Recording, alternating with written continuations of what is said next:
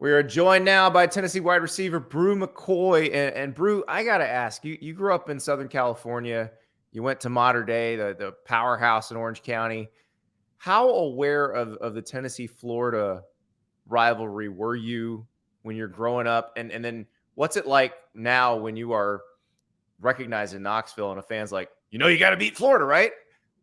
No doubt. Yeah, I mean, growing up in Southern California, you don't hear too much about rivalries. I would say more so I definitely heard about Auburn, Alabama coming out, Mhm. but I think once I got to high school and started getting recruited by Tennessee and Florida, that I heard about the long ongoing rivalry and kind of the continued I guess beef between Tennessee and Florida. Yeah, I was talking about this with somebody else today, and it occurred to me. I went to Florida, and it was during the time when Tennessee and Florida were basically playing the de facto SEC title game in week 3 every year. And I was like, I don't think any of these guys were born when that was going on. So this has got to be all new. But I'm curious, as someone who kind of got dropped in after you transferred from USC, Mhm. how do you get educated about what games matter to the Tennessee people? Like, do people just come up and tell you, hey, these are the ones that are really important to us? Yeah. Well, I mean, our fan base is so out there and they've got such a huge voice that a lot of it came from social media. A lot of it had to do with I would read tweets and stuff that people put out leading up to games, and then obviously in the building you get some education from your coaches and former players or former coaches that come speak to the team. They'll bring up the rivalry and what it means to them, so you kind of learn through them, and then uh, you kind of buy into it yourself because obviously you're a part of the brand and the team. So you mentioned your recruitment, and you were recruited by pretty much everybody. And then you had this, you went to Texas, you went to USC, now you're at Tennessee. If you could give some advice to 5-star recruit Bru McCoy now, knowing everything you know now, what would it be? Man, just I would probably say don't put too much pressure on yourself, and make sure that you invest into the right things, like what you want to do and what you want to accomplish. See that through, but don't let the little things trip you up. Worry Is that, about I what mean, is that just being older and understanding that, or is that having been through all this stuff? no doubt. I mean, I look back in hindsight and I'm like, man, if I could do it all over again, definitely would have done things differently. And but also I learned a lot and matured a lot through it. And it sucks when it gets brought up, you gotta address it. You're like, yeah, but for my shoes, it was different. It's probably different than the way the media portrayed everything, but that's not really what matters at the end of the day. It's not where you start, it's how you finish. That's what I was going to say. Are you glad that it worked out this way? Because it seems like you're having a lot of fun at Tennessee, and it's been a fairly rewarding experience so far. Yeah, without a doubt. I mean, the way the chips fell, I don't think I could have ended up in a better situation here. So this offense looks like so much fun when you're a receiver. What is it like when you come in and they say, "All right, here's what we do," and by the way, do it fast, and even if you don't know how to do it fast. Man, it kind of broke a lot of the typical football rules that you grow up learning, which was interesting to me, but it was kind of hard to wrap my head around because there's certain things that you become it's like muscle memory that you've been doing them for so long. And then the tempo piece, I think I didn't really get fully a full understanding of the offense until I understand the impact of the tempo and how it affects the game and why wide splits and affects the defense. And once all those things were explained to me from a analytical standpoint, I was like, oh, okay, I understand why everything all has to happen at the same time. But definitely hit the ground running getting here last summer. So it wasn't easy, but I caught on pretty quick. Well, those wide splits are amazing. And what Bruce talking about, for those who don't know, is if you watch a Tennessee game or if you watch an old Baylor game, you see receivers lined up outside the numbers on both sides of the field. And it used to be that nobody ever did that. So, Brew, I'm wondering, from your standpoint, when you're lined up and you look out and you see the defense kind of adjusting to how you guys are moving around, is it almost like kind of seeing the Matrix where you can tell exactly what they're trying to do? Yeah, I mean, a lot of that has to do with the film study throughout the week, but it definitely works to your benefit knowing the tendencies of a defense and how they choose to disguise certain defenses and how they rotate they're down in distance, certain, coverages they're more favorable towards. But yeah, within the offense, it's like it's probably advantageous just as a football player because knowing coverages can take you a long way in the offense. So the more you study, like the better you are at making the right decisions in our offense. Well, and also in this offense, it seems like how the defense plays you determines who gets fed the ball, whether it's the backs or whether it's a certain, an outside receiver or a slot receiver. How do you, stay engaged? Because I heard you talking about the Alabama game last year, and you had that huge catch that set up the game-winning field goal, but that was not a game where you'd had a massive game before that. Like, how do you stay engaged and ready when maybe the defense is dictating the ball goes to somebody else? Well, I mean, me personally, like I love to block. I love to play physical. So I do my best to take advantage of those plays on the perimeter. If they're dropping 8 or it's a prevent type coverage, a cloud, like those are opportunities for other people to get the ball. So you just do what you can, play the game within a game, So whether that be blocking downfield or making sure that I run a certain route to pull a safety, whatever it may be, it's just showing up in whatever way you can. I do love that. I actually think like when you say that, you should stare directly at the camera and say, "Hello, NFL scouts. If you didn't know already, I really like to block. Go back and watch my film and watch me block." But no, I mean, is that something you've always enjoyed, the contact part of it? Because with some receivers are just dogs and love doing it, and some guys it's an acquired taste. I think like when you train yourself to do it, it adds a different aspect to your own game. Like if you're super physical in perimeter blocking, I know it's got to get kind of frustrating or at least exhausting as a corner to have to cover, and then block and try to shed, a bigger receiver and make a play and then go and now I got to run a route. And so it just adds an aspect to the game that I think gives me a competitive edge. So speaking of competitive edges, it would seem like having a quarterback who can throw the ball out of the stadium is also a competitive edge. What is the setting on the jugs machine for practicing for Joe Milton?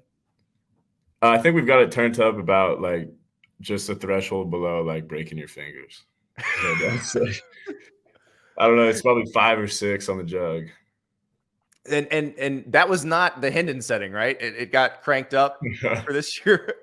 Yeah, I mean, we always keep it high just to challenge ourselves, but definitely an emphasis on speed of the ball this year. With Joe, he can throw the ball so far. Do you feel like, no matter how far you run, he will get to you? Like I know with some quarterbacks, the receivers have to worry, oh, am I outrunning his arm? Right. I would imagine that's never a problem with Joe. No, you don't have to worry about it at all. He'll get it to you, and you can just focus on making sure you get your depth or making sure you're running full speed down the field. You don't have to get your eyes back super quick. You got time to run. So I think it's an advantage. We'll be right back with more from Tennessee wide receiver Bru McCoy. But first, I want to talk about Rhoback. As you can see, I am wearing a Rhoback Performance hoodie right now. It is the most comfortable garment I own. Now, I said that before when I had the first generation Performance hoodies, but I picked up a navy and a black of the second generation Performance hoodies. I don't know if they call them by their generations.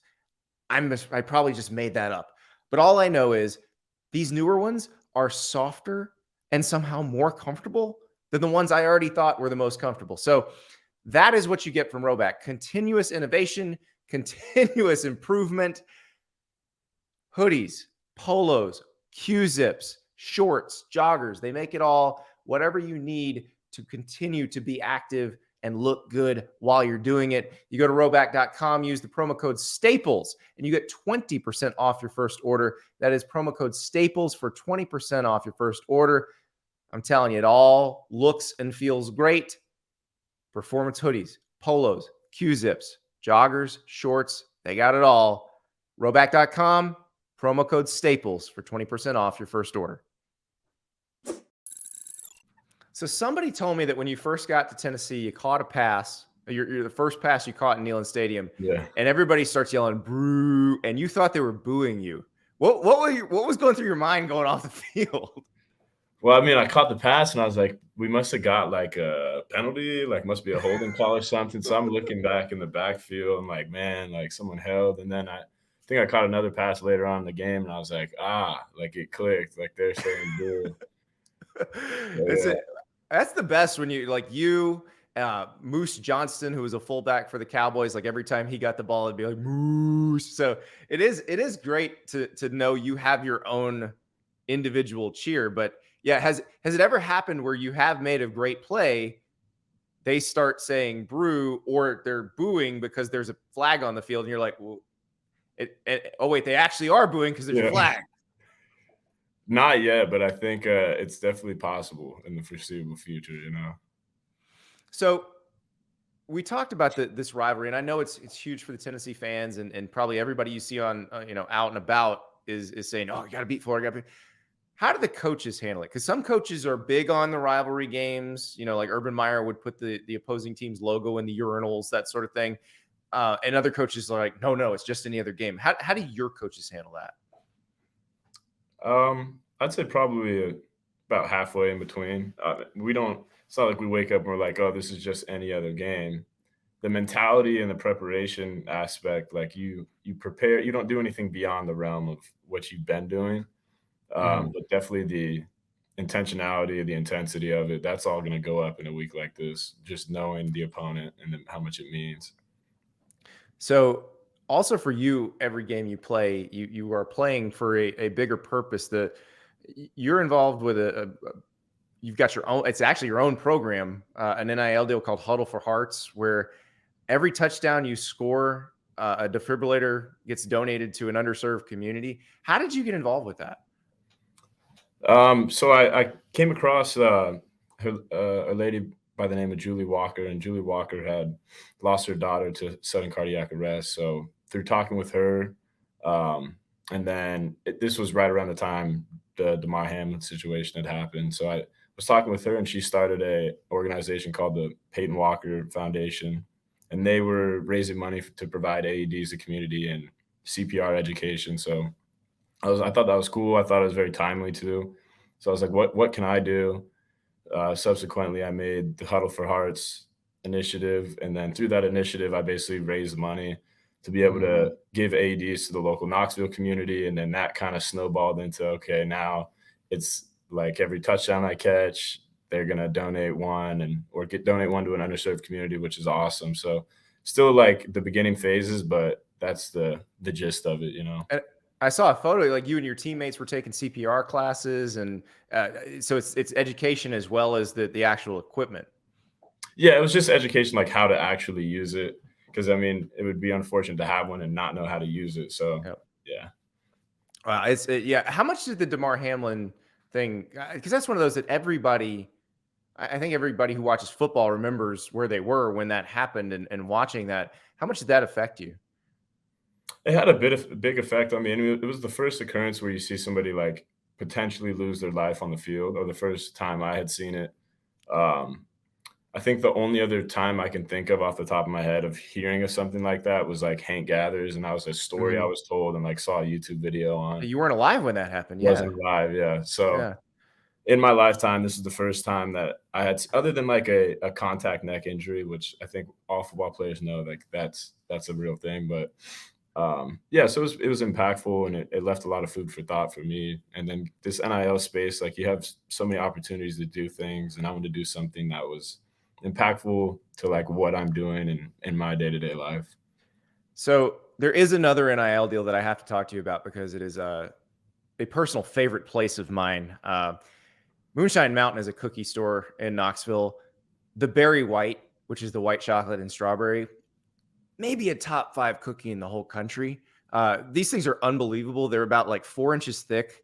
They're amazing. But you have a deal. You are the cookie monster this year. So Alante Taylor started this where if he got a pick, people got free cookies. It was Cedric Tillman last year. Now, for you, what if you score or if you catch at least 2 touchdowns in a game, people get 2 free cookies. Like, how many people just come up to you and like, Brew, listen, you got to go to Joe and tell him, like, when you're near the goal line, you just got to throw to me.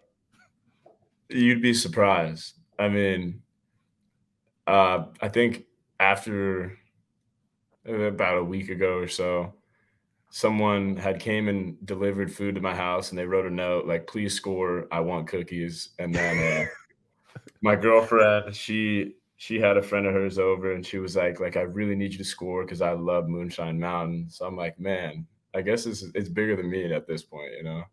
Oh, it is. Yeah. It's gonna be one of the great Tennessee traditions. Like it took until the NIL era to happen, but it's gonna be right up there with the Vol walk and the Vol Navy and running through the T. So just like you got to carry it on. You got to make sure some cookies get given out at some point, right?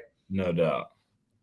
Yeah, no, it's funny because a lot of these, like when people have an NIL deal, I may or may not bring it up, but I've had these cookies. These are unbelievable. So that's one of now. How do you avoid, because obviously you probably have a hookup, avoid eating too many of these cookies?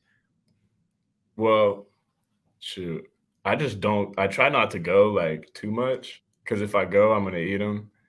And I tell my girlfriend she can't leave them in the fridge at all because she was Yeah, doing that for a while. So I was like, you can't leave these around the house.